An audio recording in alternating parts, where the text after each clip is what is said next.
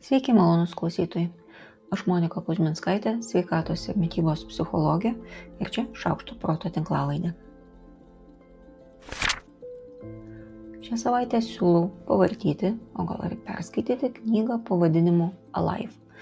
Knygos autorius Gabriel Weston. Mūsų kūnas yra nuostabus. Kaip gražiausias fraktalas, kuo iš arčiau ir atidžiau jį žvelgiame, tuo daugiau žavingų detalių matome. Kuo geriau suprasime, kaip mes veikiame, tuo mažiau bus pagundų jo piktintis ar norėti jį kažkaip riboti, varžyti ar bausti. Tai ne moksliniu stiliumi parašyta, bet labai įdomi knyga. Alive, autorius Gabriel Weston. Švarus valgymas arba clean eating. Kas tai yra ir kaip tai susiję su protu? Taip, tai viena iš dabar skelbiamų valgymo disciplinų, bet pasigilinus į jos apibrėžimą, viena iš artimiausių protingam mitybos patarimui. Švarus valgymas tai visų pirma kuo mažiau apdoroto maisto valgymas. Apdorotas vadinasi pakeistas bet kokiu būdu. Virtas, fermentuotas, sumaišytas su kitomis skonį keičiančiamis medžiagomis, tame tarpe druska, cukrumi ar kitomis, paveiktas kitais chemikalais, taip pat kai maistui atskiriamos ir naudojamos tik atskiros produkto dalis, pavyzdžiui, nuo grūdų šalinama viršutinė luoba. Ne visas apdorojimas yra labai blogas. Maisto šildymas padeda valgyti maistą be kai kurių toksinų, maistas taip pat tampa skanesnis. Apie fermentuoto maisto naudą jau žinome seniai.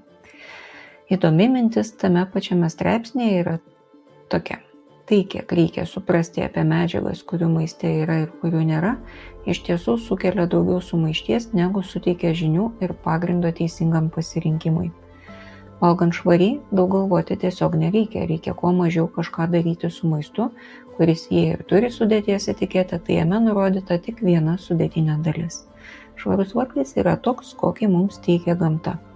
Čia, beje, visiems, kam trūksta idėjų, peržiūrėkite mano įrašą, po juo rasite nuorodas į kelis puslapius, kuriuose idėjų bus sočiai. Vienas iš man sunkiau išverčiamų švaraus valgymo elementų yra pilnų arba angliškai whole produktų valgymas. Nors pati koncepcija yra kaip ir aiški, valgyti viską, ką augalas duoda, nebuvau susiruošusi rašyti ar gyvūnas, bet po to prisirašiau per daug išimčių, tada pagalvojau, kad augalai vis tiek vertingesni nei mėsa ir viską ištryniau. Tai dėl gyvūnų visumo gal spręskit patys. Galima remtis 7 švaraus valgymo principais. Maistas turi būti nesupakuotas ir tinklelis laikantis saują pupelių kartu nesiskaito, nerafinuotas, visada sudarytas iš baltymų, riebalų ir angliavandenių, bet riebalų, druskos ir cukraus jame yra nedaug, jis išsidėsto per 5-6 valgius per dieną. Gėrimai iš esmės nėra kalorijų šaltiniai, pirmenybė teikiama tyram vandeniui. 7 principas jau nebe apie maistą, bet nuspėjamas. Judėkite. Kritiko balsas, tiesą sakant, irgi logiškas. Ne visi ir ne visada turi galimybę gauti šviežio ekologiško maisto, nesinervinti ar mankštintis. Švarus desertas vis tik yra desertas, o ne puikus pusryčiai. Todėl bet kokios daržovės visada bus geriau negu kiti maisto produktai. Rinkitės nemeluojančius maisto produktus. Jeigu jau renkate saldainį, tai imkite saldainį, kuris vadinasi saldainiu, o ne apsimeta energetiniu batonėliu. Maistą rinkitės pagal tai, kas jį sudaro, o ne pagal tai, kokių mikrodalių jis turi. Negalvokit, kad viskas, kas yra įpakuota, yra blogis. Tam reikia skaityti etiketes ir galiausiai. Nežiūrėkite švarų maistą taip griežtai, nes pamenat, ką kalbėjom apie ortoreksiją. Taigi, valgykit švariai, pagal apibrėžimą ir neperlenkit lazdos, o galvojimas apie tai dar niekam nesutrukdė. Gerai savijautai gali būti naudinga mityba, kurioje daugiausiai dėmesio skiriama visaverčiam neperdirbtam maistui. Šiame tyrime buvo nagrinėjamas ryšys tarp nerimo bei depresijos simptomų ir Viduržemio jūros regiono dietos.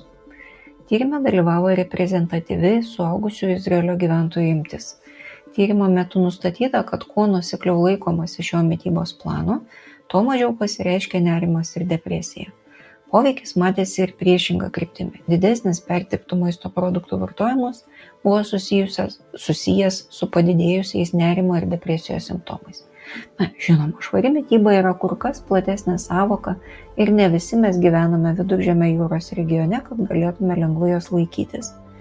Tačiau jau žinome daugybę priežasčių, kodėl Viduržemio jūros dieta yra veiksminga ir tai gali padėti mums sukurti savo vietinius, sveiko, skanaus ir maistingo maisto gaminimo būdus. Su šlakeliu alyvuogių aliejaus. Kodėlgi ne?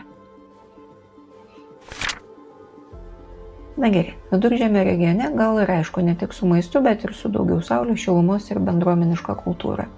O kaip šiaurėje? Šiame tyrime buvo vertinami duomenys surinkti iš 22 000 šiaurės šalių paauglių. Nustatyta, kad laikantis sveikos mitybos įpročių stebima ir geresnė psichologinė savijauta. Kaip sveikos mitybos elementai minimi reguliarus daržovių ir vaisių valgymas, taip pat nuoseklūs valgymo įpročiai. Nuoseklus valgymas čia reiškia valgymo rutiną, nenuolatinį eksperimentavimą su naujomis valgymo formomis, kiekiais, ribojimais ar valgymo pripuolamai. Bet, tarkim, valgymą 3 kartus per dieną, daugiau mažiau vienodos sudėties ir kaloringumo maistą. Geresnė psichologinė savijauta buvo apibūdinama kaip didesnis pasitenkinimas gyvenimo ir mažesnis subjektyvių skundų dėl sveikatos skaičius. Stipriausi statistiniai ryšiai nustatyti su reguliariu pusryčiavimu ir valgymu kartu su šeima. O man vis tik labiausiai norisi pabrėžti reguliarumą. Labai daug organizmo procesų yra paremti prognozavimu ir jei savo organizmui nesudarom sąlygų prognozuoti, kada, ką ir kiek valgysim, jis imasi kitų būdų savo geroviai ar kartais, kaip jam atrodo, išlikimui užtikrinti. Kad neatrodytų kaip atsitiktinumas arba man taip nebus, arba dar blogiau, aš tai nieko nejaučiu. Tai štai dar didesnis metatyrimas. 17 tyrimų ir 159 000 dalyvių. Nevertingo maisto vartojimas, į kurį pakliūna labai apdorotas maistas ir cukrumi saldinti gėrimai, reikšmingai didina depresijos ir psichologinio streso tikimybę. Labai apdoroto maisto pavyzdžiai čia yra gazuoti ir energetiniai gėrimai, kavos ir pieno gėrimai su skoniais, bulvių traškučiais, spragėsiais su priedais, pakuotėse pardavinėjami sausainiai ir pyragėliai, šaldytos picos, užpilami makaronai, greito maisto hotdogai ir burgeriai, saldainiai, zefyrai, ledai, dribsniai ir energetiniai batonėliai, kečupas ir kiti įpakuoti padažai ir panašiai. Žinau, kad daugam galvoje skamba mintis, tai ką, nieko nebegalima valgyti. Ir taip pat žinau, kad ji neteisinga. Be šio maisto yra daugybė sveiko ir skanaus maisto produktų, net jei jo niekas ir nereklamuoja. Kai imatės kokio nors komforto maisto, nes jaučiatės blogai, tai jaučiatės blogiau. Ir tam ieškote komforto maisto. Tai atskirkim, kas čia arklys, o kas vežimas. O jeigu atrodys, kad sveikas maistas ir depresija yra tik atsitiktinai susiję dalykai, tai štai dar vienas tyrimas. 16 000 žmonių, 7 metai tyrimo. Probiotinių maisto produktų ir ląstelienos vartojimas buvo siejami su reikšmingai žemesniais depresijos simptomų lygiais. Ir subjektyvus, ir objektyvus savo sveikatos vertinimas veikia šį ryšį. Pozityvus subjektyvus vertinimas stipriai mažino depresijos tikimybę probiotikus ir ląstelieną vartojančių žmonių grupėje. Probiotikai – jogurtas, kefyras, rauginti kopūstai, miso, kombučia arba probiotiniai maisto papildai. Daug ląstelienos turi daržovės, vaisiai, ankštiniai, pilno grūdo produktai, sėklos ir riešutai, bulvės, avokadai arba papildai su ląsteliena. Čia siūlau atkreipti dėmesį, kad nėra nei vieno pyragų, ledų, keptos mėsos ar kitų įprastinių komforto maisto pavyzdžių. Šiai savaitei tiek.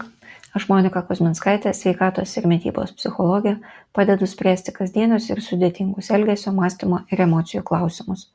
Rašau, skaitau paskaitas, teikiu psichologinės konsultacijas. Nuorodą registracijai į konsultaciją rasit po kiekvienu įrašu, o įrašus rasit socialiniuose tinkluose vardu Šaukštas proto. Rašykit man asmeninę žinutę socialiniuose tinkluose arba elektroniniu paštu adresu šaukštas.proto@gmail.com. Taikos ir ramybės.